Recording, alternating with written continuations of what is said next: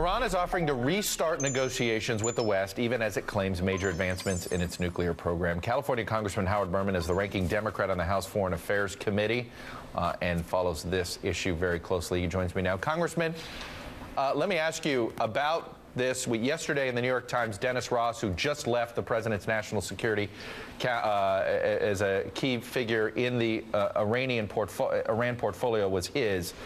He says now is actually the time to see if diplomacy can work. Do you buy that? And is the Obama administration doing enough when it comes to Iran? The fact is, Dennis was spot on. The pressure, the sanctions we are imposing and making tougher and tighter each day is starting to have effect. Iran is more isolated than ever. Their currency has plunged by 50%. They are having a terrible time ensuring their ships, their future in terms of oil exports looks grimmer and grimmer. Their financial institutions are being stopped. And since this regime cares more about survival than anything else, our strategy of intensified international pressure on Iran, on their economy, creates an opportunity, if Iran chooses to take it, for a result which ends their nuclear weapons program. At some point very soon, Iran is going to have to choose between an unbearable level of pressure or abandoning their nuclear weapons program.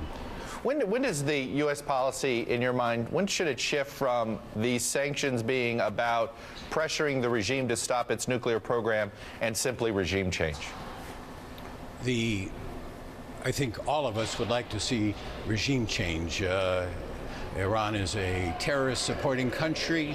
It is oppressive to its own people, but our highest priority has to be ending its nuclear weapons program, and our major focus needs to be on getting them to abandon that program.